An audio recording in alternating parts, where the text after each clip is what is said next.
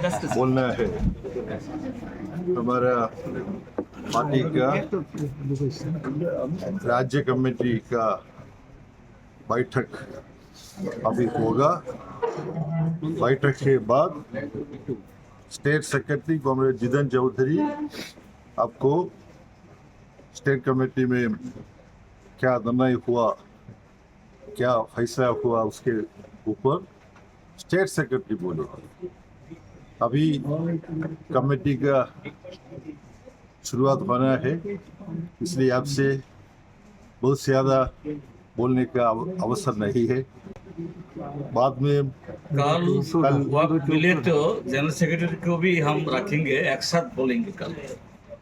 ठीक है, जल्दी खत्म हो जाए तो आप वाबंदरी मोर्चा को थोड़ा मदद दीजिए त्रिपुरा का पूर्व लोगों का अभिवृद्धि के लिए।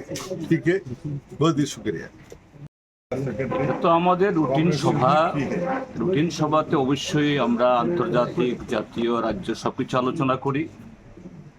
সাম্প্রতিক সমস্ত রাজনৈতিক ঘটনাবলী এবং তার উপর ভিত্তি করে আমরা সাংগঠনিক কি পদক্ষেপ গ্রহণ করব।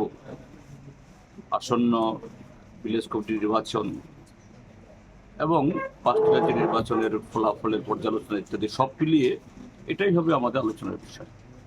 মূলত এই বৈঠকে কে কে থাকছেন আজকে আপনাদের এই বৈঠকে? তো এখানে আমাদের জেনারেল সেক্রেটারি আছেন, তারপরে দুজন পলিট ব্যুরো সদস্য কমরেড মোহাম্মদ সেলিম এবং কমরেড সিদ্দিক ভট্টাচার্য আছেন, আর আমাদের সমস্ত রাজ্য কমিটির সদস্য তো আছেন।